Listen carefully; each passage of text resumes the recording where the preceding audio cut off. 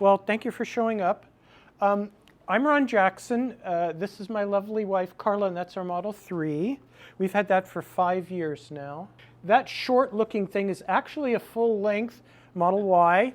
We've had that for less than 2 months now. So between those two vehicles, we cover over half the EVs sold in the country. Model Y is about 36%, and then everything else is this other little section here. So I know about half the EVs on the road, and I know very little about the others. That's our other vehicle. This is a 2002 Ford Explorer. That's my gas car. So we'll get into a comparison of that versus the EVs, and that's our Scamp trailer. It's actually a 16-foot trailer. It looks like about an 8-foot trailer there. This is the gas gauge in my Ford Explorer. You'll notice it's denominated in E's and F's. It's not denominated in miles. Okay, next please.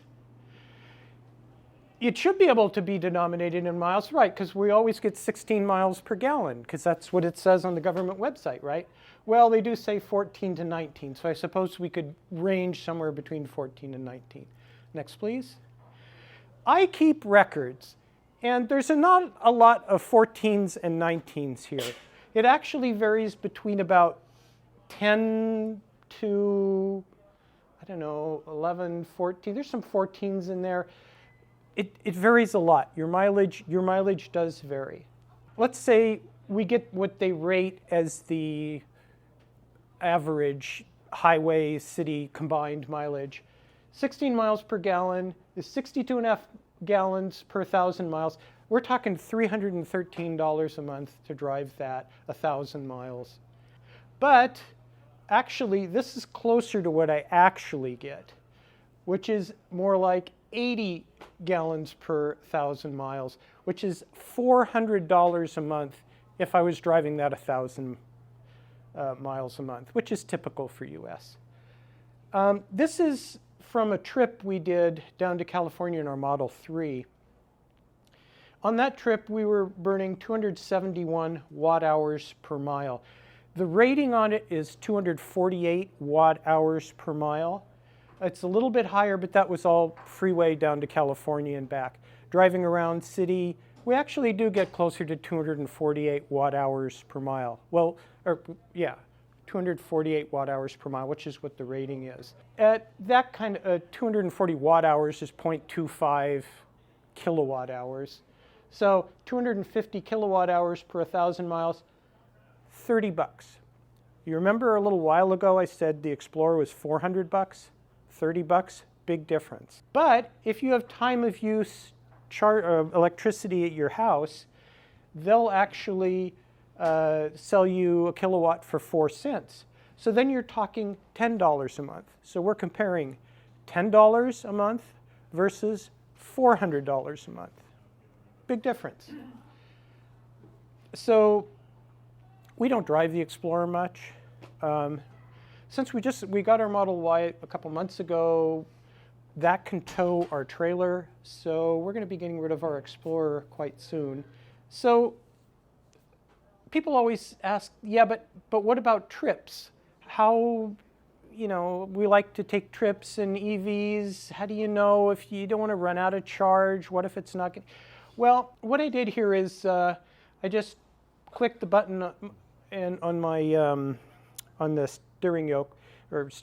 You click the button and you can give it a command. I said, navigate to Seashelt, Canada. Seashelt is a little city, which you can't really see up there. You have to take a ferry to get there. I have a cousin that lives up there, and we go up to visit them on occasion. And so it's suggesting that we stop at Renton to charge.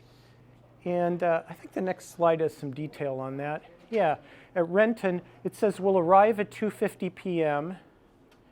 And this is, I think, the street. And then this is how much charge I will have there when I get there, 27%, which on a 300-mile range is about like 70 miles remaining range when I get there. And I charge for 50 minutes. that's charging just once between here and Canada. So if we wanted to go there and get lunch, we could do that. But that's actually not what we're going to do, because we don't like to sit still for several hours. You know, it gets boring for the passenger and it gets tiring for the driver. So there's actually all of these superchargers on the way. And as you can see, they all have numbers which tell you the number of available stalls. So I always know if I'm heading toward a supercharger and I can see that there's like 10 or 7 or some number, I know how many stalls available. I know I've got a place to charge. I'm not going to be waiting when I get there. And these are all different ones I can choose. So it lists all of the superchargers in terms of distance from me. All of the red ones are within range of how much charge is in the vehicle right now. And then there's, you can't see very well, but there's some gray ones out further that it's showing. But those, like one way out here at Forks on the Olympic Peninsula, that one is too far to get without charging in between, so that's why it's in gray. But the closest one to me is this Beaverton Supercharger. Oh. It's speed of charging. What we like to do is to stop after about 90 minutes or so and switch drivers. We like to stop at a supercharger, so we'll just plug in and then go to the restroom and then walk back and leave. And in that amount of time, if you're charging, this was, I think we were charging at Salem one time. It was charging at this is a screenshot from the screen in the Tesla. It was charging at 255 kilowatts. That's an effective rate of over 1,000 miles an hour. 1,000 miles an hour charge rate means that you're adding 100 miles of range in 6 minutes, or in 10 minutes, which is about the length of time, unless we're jogging, that it takes to walk to the bathroom and back. It's added 150 miles. So that's plenty to get to our next destination. We don't have to sit around and wait. And we would definitely not, well, we could stop, I could stop and wait at Renton for 50 minutes if I needed to, because I like to play the games on the Tesla. So I just sit there and I'd be playing games on the screen, and I do that at home sometimes, you know, trying to get away from the frustrations of life. I'll go play games in the Tesla, put on my favorite music. I like the comedy streaming, I'll do that too. But anyway, to get back to the point, you don't have to wait for very long if you stop every couple hours, basically. It's just enough time for a pee break. Next, please. This is bringing up the information on the Beaverton supercharger. It shows you the number of stalls available out of how many. It'll tell you if any are out of service and which they are. This thing you can't read is telling you how much a kilowatt hour costs there. And it varies here from an unreadable 14 cents per kilowatt hour. It goes up to 20 some cents per kilowatt hour. And then from like midnight to 4 a.m., it's 10 cents a kilowatt hour, which is actually cheaper than what we pay at home for residential electric rates. Down at the bottom, it has a little a thing you can click here for restrooms and restaurants and shopping and that kind of thing. If you click the one on the restaurants, it brings up this screen, Wild Fin and Evergreens and Roxy's Island Grill, and then it shows you on the map the different locations of the restaurants. So that's really great. You can check this out ahead of time and decide on your charging stop, and often we do that as we're driving along because we have different alternatives for charging. But that works out great. Then you know, okay, I feel like this kind of food, we'll stop at this supercharger. And typically, though, the superchargers are so fast that when you plug in, you don't have time to do like a sit-down restaurant, because by the time, what I've done before is by the time we've placed our order, the car is completely charged. So while the food is being delivered out, to the table, I'll go move the car, because you don't want to occupy a charging stall when you're through charging. They claim with the Tesla that they will that they will punish you for being there. That's the other thing. If there's nobody else there, or if it's under 50% utilization, you can park there. It's not a problem. You can leave it there.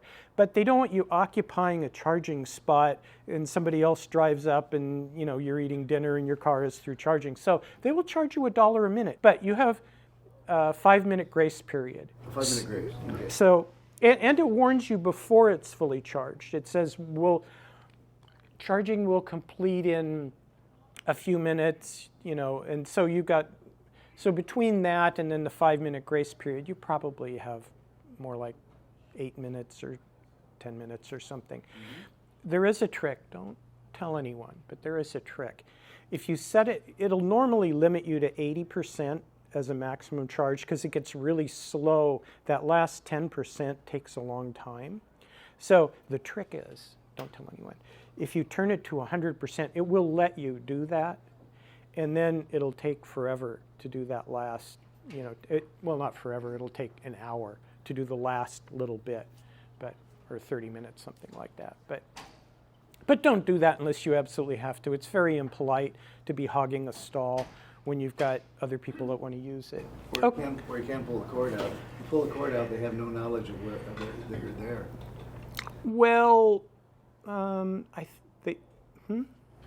they know you're there because the cord's connected. Correct. The computer knows their computers know you're there. But if the cord's not connected, they have no way of knowing that there's a car sitting on that chunk of asphalt. That's true. You could unplug it and leave your car there, but that would be extremely impolite. It would. Yeah, we don't want to be impolite. Well, at 2 o'clock in the morning. Look, half the people in the country are armed. I don't want to piss anyone off. So, okay, let's go on. There are other trips we've done other than Canada. We've done multi-day trips. That's a trip you do in one day.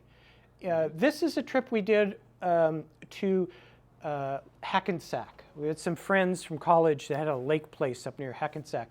4,500 miles of trip over. We took about a week getting there and then 10 days there and then a week getting back. And primarily we were charging at superchargers when we were on the road. The other things to do are to stay at hotels that have charging. And the nice thing about staying at hotels that have charging is it's free. And then during the night, you can charge it up and you can keep the sentry mode going, which is protecting your car from damage. And then in the morning, you can bump it up to 100% so it charges that last little bit and you've got absolutely full range and you can have it preheat or pre-cool the car or whatever you need to do.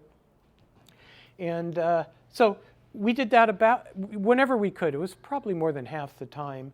And then, I mean, sometimes you go to places like when we went to Mount Rushmore, their parking garage had free Tesla chargers in it, a whole bunch of them. So you plug in while you're there for a couple hours, you're picking up some free charge. So it worked great. The whole trip, $170 for 4,500 miles, which is about $3.70 per 100 miles, or about $37 per 1,000 miles. So very reasonable, a lot cheaper than driving the Explorer. So it works out to generally a little bit more than charging at home costs, but it's not enormously more. This is where we stayed at that lake cabin in Minnesota, and you can't see very well here, but you might make out, this is a little 120 volt outlet on the cabin, and then this is our mobile charger, and then the cord going over to the Model 3. So you always want to take your mobile charger with you when you go on a trip like this, because you have opportunities to charge. In fact, some of the hotels we stayed at did not have regular EV chargers, but they did have 240 volt outlets. So you plug in on that and you've got 8 kilowatt charging, which is great. It's enough to charge you 10% an hour. So you want to take both leads with the charger. It comes with a 240 volt lead and a 120 volt lead. Okay, next please. And these are all the superchargers across the US. There are about 2,000 of them now. And then more up in Canada and down into Mexico. There are about 500 in process now, about 200 in actual construction or little less than 200. And a little more than 300, they have permits, but they haven't actually started construction. So this is from a site, supercharge.info, that they track that. And so you can find out when things are coming in. And this is what I have in my garage for charging. We had a house fire back in 2009, and I told the electrician when they were rebuilding the garage, or they're rebuilding the house, I want car charging in there. And he said, okay, well, what do you need for car charging? And I said, I have no idea, because this was 2009, you know. And so he just put in these outlets, and on the breaker panel, they say garage welder. But as it turns out, it's not a welder, it's a car charger, but it works just fine. The breaker is 40 amps, the charger draws 32 amps, so it works just fine. You're not supposed to run a continuous load more than 80% of the capacity of the breaker. Okay, next please. And this is my charging setup. So we got the 240 volt outlet and a mobile charger for one of the cars. And then the other, we're just running off the 120. We do have outlets on both sides of the garage, but like most people, half of my garage is piled full of crap, and so I can't fit the other car in yet. Cleaning out the garage is one of the major projects in my life that's grown great immediacy since we got this second Tesla. But we had this event to put on, so that kind of took my time instead. But cleaning out the garage, big priority. But it works just fine. Some people can get by with 120 volt just fine, because it's adding about, 5 miles an hour, 4 miles an hour, depends on the car and all of that. But that's enough. I mean, it was enough when we were in Minnesota, charging off that lake cabin. It was plenty fast enough for just the driving around the area that we were doing. And then little by little, it added on, and by the end of our trip, it was up to 100%. We were heading out, and it was fine. And let me just conclude. I am the webmaster for the Oregon Electric Vehicle Association. I appreciate it when people look at our website at oeva.org. If you can't remember oeva.org, we do have little cards that have that on there, and there's a QR code if you don't want to actually type in oeva.org. But take a look at our website. There's a email list you can get on. Just sign up for announcements. If you're a pencil and paper kind of person, which I very much appreciate, because it involves very little technology, I do have a mailing list. If you signed up for test drives and gave us your email address, we'll put you on the mailing list and send out announcements when we have events and things going on. So one of the informations that I've not been able to find has to do with altitude. Altitude? Yeah, because we go to Klamath Falls. Uh-huh. So we're coming down I-5, off Eugene, going up 5,000 feet. Yep. And we don't even think twice about taking that route when we're going down. Yes. Because the gauge stays right where it is as we go downhill. Right. But coming up 5,000 feet, we don't have mathematical formula to figure out how much per 1,000 feet we lose. What do you drive? What do you drive? 3. A Model 3? Yeah. Well, the Model 3 calculates that for you. If you give it the destination up there, it will calculate based on the elevation. So it accurately handles all that. It'll tell us Yep. that we're not going to make it or are going to make Yep. it. If it says you're going to make it, you'll make it. I always plan on a 20% reserve because life is uncertain. Yeah. But and I'm a private pilot, and in flight school they always encouraged us not to run out of gas. So, Over water. yeah, it's very important. Well, it's important over land. It's important over cities. I mean, there's really not many places other than an airport where you want your engine to stop. So, so no, the calculations that the Tesla does are extremely accurate. I didn't know it figured altitude. Oh yeah, it figures elevation. It knows the roads. And if you look, you can bring up an energy graph, and the energy graph will show you how it figures your energy consumption will go as you're driving. Really? Yes, it's in. I can show you. If you go out to the Model Y there sometime, I'll give you a little demo of how that works. But Once it has a destination, it can calculate how much energy it will take and the whole thing for you. Yeah, so those numbers that I showed you on the plot there, those are accurate for how much energy you'll have when you get based How on about road speed. Now, if you go up from 60 to 70, how much does that reduce your range? 60 to 70 isn't as bad. When you go up to like 85 or 90, there's some roads in the highways in the Midwest where you can really get cruising. Then it's more significant. Yeah.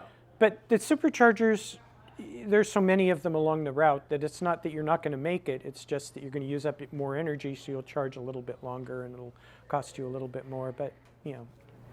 Yeah. Eastern Oregon is not chock full of chargers. No. The secondary places, we at the Tesla owners group, the guy who was doing the supercharger installations gave a talk, and the issues. You have to have a location that's a good location that people want to charge at, so it needs to be spaced well from other chargers and that kind of thing. You need to have a landowner that's willing for you to put that in there, so you got to have that. I mean, it could be that this is the perfect location, but it's in the middle of nowhere and there's no amenities or whatever. So if you have all of those things, then the next question is, can you get power to that site? Because a supercharger, a bank of superchargers could take 1 megawatt or 2 megawatts at peak. And there's sometimes that would require upgrading 5 miles of lines to that location. Well, they're not going to do that for you for free. They're going to want the money. So for various reasons, you can look and say, this is where they need a supercharger, but at this point they can't build it. Now maybe in future they'll do solar canopies and put in a mega pack and that kind of thing. But right now they're hitting the low-hanging fruit and putting superchargers where they can, where there's a lot of traffic and that kind of thing. I really do hope that they will. Oregon has got a project where they've got some federal money to put in chargers every 50 miles on state highways. And I'm hoping that some of those will get that. And hopefully they'll do that with the Tesla-style NACS connector, since all the other manufacturers are going with that too. So. And yes? When you said state highways, did you mean freeways or actual state? It's state highways, so it's broader than freeways. Okay. Yeah, but we'll see what happens. It hasn't happened yet. I really like the Tesla chargers because they're so reliable and the information is in the car and it's worry-free and effort-free and all of that. But having a secondary network like that could be really handy. The Model Y you can get an adapter to run CCS. The Model 3 would need an expensive upgrade, but for the Model Y, I just need that adapter, and that's like, I don't know, $100 or $200 or something. And then I could use CCS, and so, we may expand out our options, especially if we're towing a trailer, because that's going to reduce our range a lot. You were saying, you carry your charging kit with you Yeah. all the time. Yeah. And the car comes with a 15 amp 110. And it doesn't normally, it's supposed to come with a 1450. So, right, they've done different things. When we bought our 3, it included the charger kit for free with the whole thing, but we paid more for the car, so, than what they're selling. Well, my suggestion is I've friends that get Teslas, make sure you have the 1450, like you're charging Yep. your garage, and your 15 amp 110. Right. I also include a 20 amp 110. That charges at 7 miles an hour instead of 4 miles an hour. If you can, Most places you're going to see 20 amp 110 plugs. commercial is very much the 20 amp. Residential garages are almost always Really? 20 amp. Even if the plug sometimes is a 15 amp plug, it's still a 20 amp. 20 amp circuit, yeah. So then you can get a little converter thing that converts it. Yeah. So, But I always, and I use that mostly when I travel, is my 20 amp 110. it's like $30 or $35 or something to add that. Yeah, and there's a bunch of them you can get. The way they're doing right now, when you buy a Tesla, you don't get any mobile charge. Really? Right. They did just the one, and then you had to buy the other one. Now you buy it for $230, and it includes both the 120 and the 240 volt. Right. Oops. How did that happen? There we go. Technology. Okay. What's with the thing up here? How do I? Oh, that didn't work. If you Here. left click and then just scroll to the back. Ah, excellent. Okay, this is the.